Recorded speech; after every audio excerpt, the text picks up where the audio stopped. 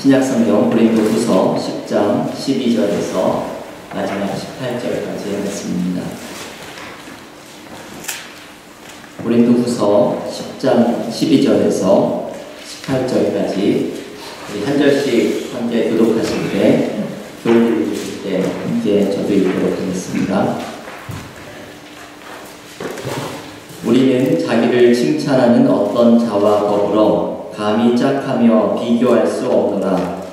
그러나 그들이 자기로서 자기를 헤아리고 자기로서 자기를 비교하니 지혜가 없도다. 그러나 우리는 분수 이상의 자랑을 하지 않고 오직 하나님이 우리에게 나누어 주신 그 범위의 한계를 따라하니 곧 너희에게까지 이른 것이라. 우리가 너희에게 미치지 못할 자로서 스스로 지나쳐 나아간 것이 아니요 그리스도의 복음으로 너희에게까지 이른 것이라. 우리는 나의 수고를 가지고 분수 이상의 자랑을 하는 것이 아니라 오직 너희 믿음이 자랄수록 우리의 규범을 따라 너희 가운데서 더욱 풍성하여지기를 바라노라. 이는 남의 규범으로 이루어 놓은 것으로 자랑하지 아니하고 너희 지역을 넘어 복음을 전하려 함이라. 자랑하는 자는 주 안에서 자랑할지니라. 함께 읽겠습니다. 옳다 인정함을 받는 자는 자기를 칭찬하는 자가 아니요 오직 주께서 칭찬하시는 자니라. 네, 하나님의 말씀입니다. 오늘 고린도 후서 묵상 22번째 시간입니다. 오늘의 본문에는 바울과 논쟁하는 관계에 있었던 어떤 사람들이 등장을 하죠. 오늘의 본문을 자세히 읽어보면 어떤 사람들이 이 본문에 내포가 되어 있는데 이 사람들이 바울과 지금 논쟁을 하고 있습니다. 이 사람들이 어떤 사람들이었는지 본문은 자세하게 소개를 해주지는 않습니다. 그리스도인들이었던 것은 분명하고 사역자였던 것으로 보이고 어떤 사람들인지 어떤 일로 바울과 논쟁을 했는지 자세하게 소개가 되어 있지는 않지만 한 가지 힌트를 얻을 수 있는 것이 16절의 말씀이죠. 오늘 보면 16절은 이렇게 말을 합니다. 이는 남의 규범으로 이루어 놓은 것으로 자랑하지 아니하고 너희 지역을 넘어 복음을 전하려 함이라. 바울이 남의 규범으로 이루어 놓은 것으로 자랑하지 않겠다 말을 합니다. 이 말은 어떤 의미인가 하면 로마서 15장 20절에서 바울이 이런 말을 했죠. 나는 남이 세워놓은 토대 위에서 선교를 하지 않겠다. 바울이 말을 했는데 이런 맥락의 말이 바로 이 16절의 말씀입니다. 바울은 어느 지역에 선교를 가서 사역을 하려다가 이미 그곳에 누군가가 복음을 전하고 있으면 그곳을 지나쳐서 새로운 선교지를 찾으려고 했던 사람입니다. 바울은 누군가와 주의 일을 하면서 주도권 싸움을 하려고 하지 않았습니다. 항상 새로운 선교지를 개척하려고 했습니다. 그런데 여러분, 이 고린도 교회 안에서 이 주도권 싸움이 일어난 것으로 보입니다. 고린도 교회는 사실은 바울의 구역이지요. 바울이 개척한 교회가 고린도 교회입니다. 그런데 바울이 개척한 고린도 교회에서 바울이 없는 사이에, 자리를 비운 사이에 어떤 사람들이 들어와서 사역을 했던 것으로 보이고 이들이 나중에는 바울을 폄하하면서 고린도 교회에서의 자신들의 입지를 굳히려고 했던 것으로 보입니다. 지난주에 우리가 묵상했던 본문 가운데 고린도후서 10장 10절의 말씀이 이 주도권 싸움을 벌이는 사람들의 말이죠. 10절에서 이렇게 말을 합니다. 그들의 말이 그의 편지들은, 바울의 편지들은 무게가 있고 힘이 있으나 그가 몸으로 대할 때는 약하고 그 말도 시원하지 않다 하니. 이들은 이 바울을 지금 폄하하고 있는 사람들은 바울에 대해서 험담을 합니다. 바울 그 사람이 글은 힘이 있는데 직접 대면해서 말을 들으면 어눌하고 힘이 없다. 일종의 뒷담화를 하고 있는 것이죠. 이런 말을 하는 목적은 이들이 바울의 고린도 교회에서의 사역을 자꾸 폄하하면서 자신들의 사역을 돋보이게 하려고 하는 것입니다. 주의 일을 하면서도 여러분 참 슬프게도 주의 일을 하면서도 이러한 경쟁과 갈등이 일어나게 될 수도 있습니다. 우리가 신앙생활을 하면서도 이런 일을 경험하게 됩니다. 사역자가 사역을 하면서 교인들이 이 사람의 사역의 가치를 평가하고 폄하하는 일도 일어납니다. 봉사를 열심히 하는 사람이 자신이 열심으로 하는 이 봉사와 일에 대해서 그에 걸맞는 인정과 칭찬을 받는 것보다는 오히려 지적과 판단의 말을 들으면서 마음이 상하고 시험에 들기도 합니다. 이게 누군가와 꼭 주도권 싸움을 하지 않더라도 우리는 봉사를 하면서 사역을 하면서 판단, 평가, 비방 등을 들으면서 의기소침해지고 시험에 들 때가 있습니다. 오늘 우리가 묵상해야 하는 주제가 바로 이것이지요. 봉사하다가 마음이 상하고 사역을 하다가 상처를 입게 되었을 때 우리는 어떻게 이 문제를 대응해야 합니까? 오늘 본문에 바울의 심경이 잘 드러나고 있지는 않지만 바울은 분명히 많은 상처를 받았을 것입니다. 자신이 개척한 교회에 나중에 들어온 사람들이 자신을 폄하하고 비판하면서 스스로를 높이려고 하는 이 모습 속에서 바울은 자존심의 상처도 있고 또 마음이 많이 다운되어 있는 그런 상태일 것입니다.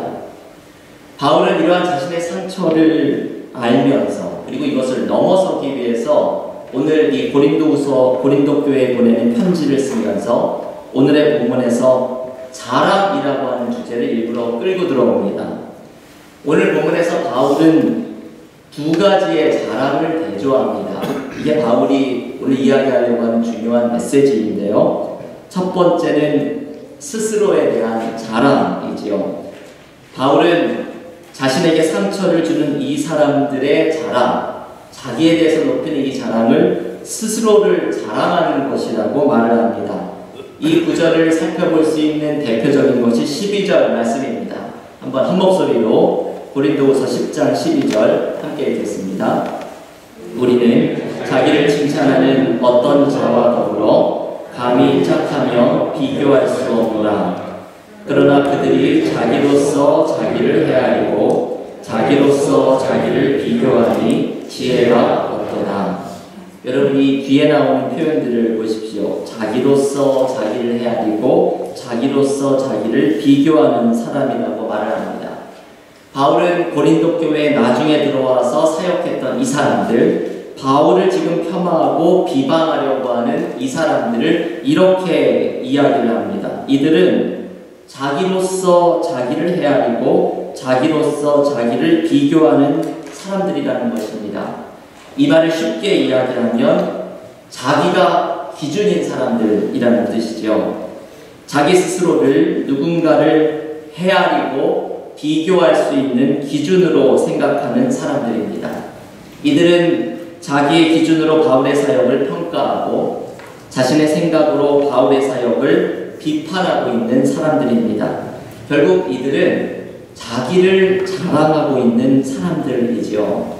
자신의 생각이 옳고 자신의 판단이 건전하고 자신의 계획이 올바르다고 생각하는 사람들입니다. 여러분, 교회에서 이렇게 생각하는 사람들이 많은 교회는 주님의 뜻을 이루는 것이 어려워집니다. 자신의 생각과 기준으로 서로를 향해 판단하고 평가하는 일이 많은 교회는 주님의 사랑을 드러내는 공동체로 세워지기가 어렵습니다. 우리의 생각과 기준을 자꾸만 내려놓으면서 항상 주님의 생각과 기준을 쫓아가는 것이 교회가 가져야 하는 모습입니다. 제가 언젠가 소개를 해드렸던 김요한 목사님의 지렁이의 기도라는 책이 있습니다. 저는 그 책을 자주 들여다보는데 오늘 설교 준비를 하면서도 그 책을 다시 한번 보게 되었습니다. 이분이 교회를 목회하면서 상처를 크게 입고 새로운 목회지를 찾으려고 했던 시기에 경험을 한 가지 소개해 줍니다. 이 목사님이 교회 사역에서 얼마나 큰 상처를 입었던지 교회에 대한 환멸이 느껴져서 교회를 아예 떠나고 다른 새로운 사역을 할 것을 기도를 하면서 생각을 갖게 되었습니다. 하나님의 인도하심을 간구하고 있던 이 기간에 하나님께서 어떤 기도하는 사람을 통해서 이 목사님에게 이런 말씀을 주십니다. 목사님, 예수님이 목사님의 이마에 줄자를 갖다 대시네요. 이 줄자를 갖다 댄다는 것은 주님이 그 생각을 다 재보신다는 뜻이죠. 예수님이 이 목사님의 생각을 재듯이 줄자를 들이대시면서 이렇게 말씀하셨다고 합니다. 기도하는 분이 계속 이렇게 말을 합니다. 주님이 말씀하시기를 네가 머리가 좋고 아이디어도 많아서 늘 쉬지 않고 새로운 일을 벌이는데 그러다 보니 정작 내가 너를 위해 무슨 일을 도대체 할 수가 없구나. 그냥 네가 가만히 있는 것이 나를 위한 일이란다. 이러한 기도를 받고서 이 김요한 목사님이 도대체 이게 무슨 응답인가 싶어서 한 귀로 듣고 한 귀로 흘려보냈습니다. 그랬겠지요. 가만히 있는 게 도와주는 거다. 결국 이런 응답을 받았으니 이분이 이걸 심각하게 생각을 하지 않았습니다. 그런데 며칠이 지난 후에 미국의 아는 목사님을 만나러 가는데 커피숍에서 한 미국 할머니가 이분을 찾아와서는 처음 보는 분이 사진을 하나 보여줍니다. 어떤 사람이 이마에 줄자를 두르고 있는 사진이었습니다.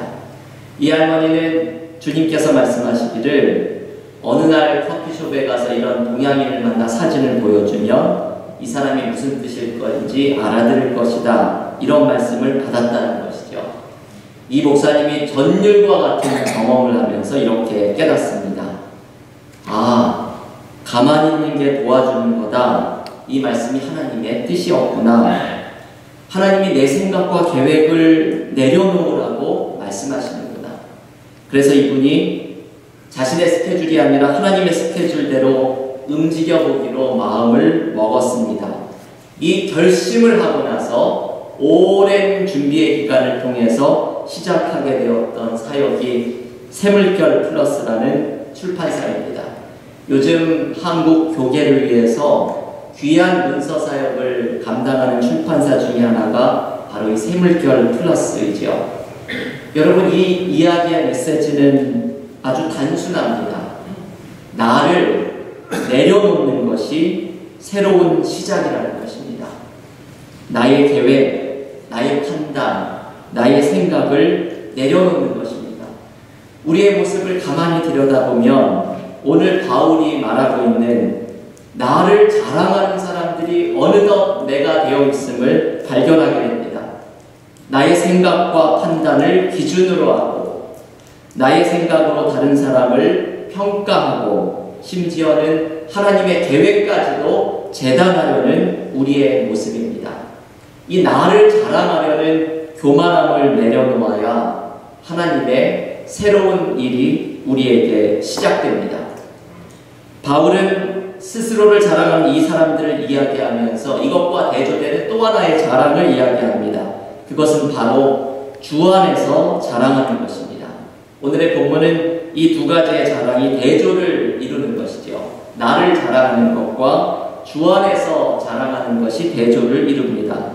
오늘 본문 고린도후서 10장 17절 말씀 우리 한 목소리로 함께 읽어보겠습니다. 자랑하는 자는 주 안에서 자랑할지니라. 아멘. 여러분, 이것이 바울이 생각하고 있는 자신의 마음입니다. 바울의 자랑입니다. 주 안에서 자랑하는 것, 이 삶을 살려고 하는 것이 바울의 마음입니다. 나는 비록 볼품없고 나는 비록 내세울 것 아무것도 없고 남들이 나를 한담한다 할지라도 주 안에서 자랑하는 삶을 살아가겠다는 다짐이 바울의 생각입니다. 여러분, 주 안에서 자랑한다는 것은 어떤 의미입니까? 이게 단순히 나를 주 안에서 자랑하는 뭔가 포장하는 모습이 아니죠. 주 안에서 자랑한다는 것은 이런 의미입니다. 먼저 나를 자랑하는 것을 멈추는 것입니다. 나의 판단과 나의 생각으로 삶을 재단하고 남을 판단하는 것을 멈추는 것입니다. 그리고 주님의 생각과 계획에 나를 맞추는 것입니다. 그리고 마지막으로 주 안에서 자랑한다는 것은 주님의 계획이 이루어갈 놀라운 은혜를 기대하는 것입니다. 이것이 주 안에서 자라난다는 의미입니다. 나의 생각을 멈추고 주님의 생각에 맞추고 주님의 계획을 기대하는 것입니다. 여러분, 주님의 계획이 얼마나 신비하게 내 삶에서 이루어질 수 있는지를 발견하면 우리는 주님이 이루실 새로운 은혜를 기대할 수밖에 없게 됩니다. 짐 엘리엇이라고 하는 선교사의 이야기가 있습니다. 이 짐 엘리엇이라는 분은 시카고에 있는 위튼 칼리지를 졸업하고서 선교사가 되기 위해서 에콰도르의 한 부족을 가슴에 품고 이 부족에게 복음을 전하는 것을 소명으로 삼고 수년 동안 훈련과 준비를 마쳤던 분입니다. 그리고 마침내 1956년 헬리콥터를 이용해서 에콰도르 동쪽에 있는 한 강가에 착륙합니다. 그런데 불행하게도 이 짐 엘리엇이 그 선교지에 내렸을 때 그를 기다리고 있었던 것은 적대적인 원주민들의 창과 도끼였습니다. 도착과 동시에 짐 엘리엇은 함께 간 4명의 동료들과 함께 그 자리에서 순교를 당하게 됩니다. 이것이 짐 엘리엇이라는 선교사의 이야기의 전부입니다. 오랫동안 준비해서 선교지에 도착했는데 곧바로 죽임을 당한 너무나 허무해 보이는 이야기입니다. 아무런 열매도 아무런 성과도 없이 실패한 것처럼 보이는 선교사의 이야기입니다. 그런데 여러분, 이 이야기의 끝은 이것이 아니었습니다. 짐 엘리엇의 순교의 소식이 방송을 통해서 미국 전역에 전해집니다.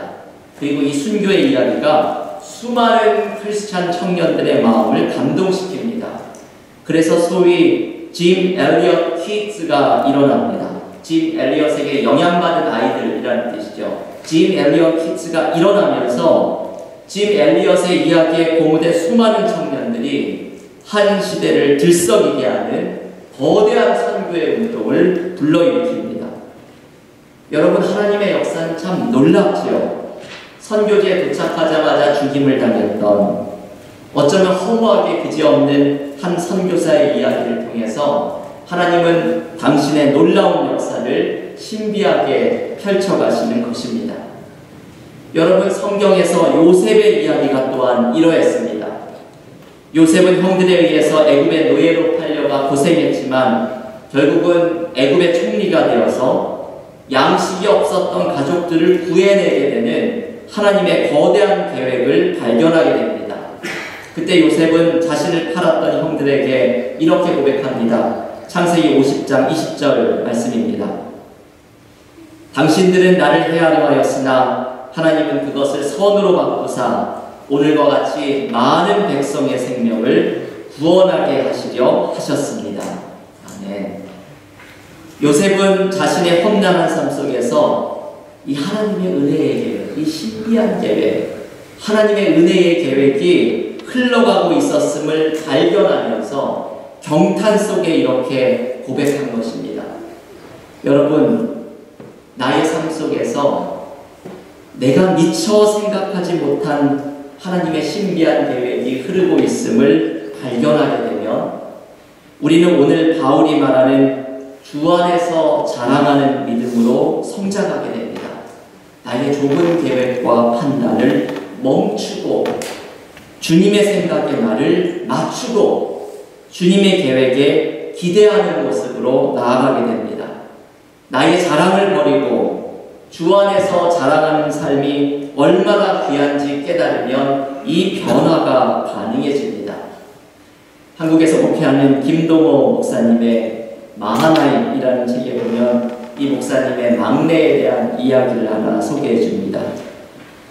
김동호 목사님의 막내가 어렸을 때 이 막내가 엄마, 아빠 이렇게 말을 잘 못해서 엄마, 아빠라는 말을 겨우 할 때 그 다음으로 제일 많이 한 말이 100원이라는 말이었다고 합니다. 형들이 100원, 100원 하는 소리를 들었고 형들과 함께 100원을 가지고 가게에 가면 이것저것 자기가 좋아하는 것을 들고 올 수 있다는 것을 배워서 말도 잘 못하는 막내가 제일 많이 한 말이 100원이라는 말이었다고 합니다. 하루는 이 목사님이 아침에 집을 나서는데 막내가 이렇게 문을 다 가로막고서는 손을 내밀면서 말했습니다. 100원. 그래서 이 목사님이 참 귀엽기도 하고 그래서 호주머니를 뒤져보았더니 500원짜리가 있어서 500원을 이 막내의 손바닥에 놓았습니다. 막내가 이 500원짜리를 한참을 들여다보더니 그것을 냅다 집어던졌습니다. 그리고는 다시 손을 내밀면서 외쳤습니다. 100원! 큰 소리로 외친 것이죠. 이 막내는 500원의 가치를 몰랐던 것입니다. 이 이야기를 전해주면서 김동호 목사님이 이렇게 결론을 짓습니다. 500원의 가치를 모르는 사람은 100원의 욕심으로부터 벗어날 수 없습니다. 그러나 500원의 가치를 알게 된다면 비로소 100원의 욕심으로부터 자유할 수 있게 됩니다. 여러분, 이 말이 오늘의 본문의 이야기와 같은 말씀이지요. 우리의 삶 속에서 나를 자랑하는 모습과 주 안에서 자랑하는 모습이 충돌할 수 있습니다. 하지만 500원의 가치를 알면 100원에서 자유하게 되는 것처럼 주 안에서 자랑하는 삶이 얼마나 은혜가 가득한지를 발견하면 우리는 나를 기준으로 삼는 삶에서 벗어날 수 있게 됩니다. 여러분, 나를 자랑하는 삶이 아니라 주님을 자랑하는 삶이 되십시오. 나의 생각을 멈추고 주님의 생각에 맞추고 주님의 계획을 기대하면서 나아가십시오. 이 주 안에서 자랑하는 삶을 살아가는 자들에게 오늘 본문에서 주님께서 주시는 위로의 말씀이 한 가지 있습니다. 주님의 위로를 마지막으로 한번 함께 읽어볼까 하는데요. 오늘의 본문 고린도후서 10장 18절 말씀 우리 한 목소리로 함께 읽겠습니다. 옳다 인정함을 받는 자는 자기를 칭찬하는 자가 아니요 오직 주께서 칭찬하시는 자니라. 아멘.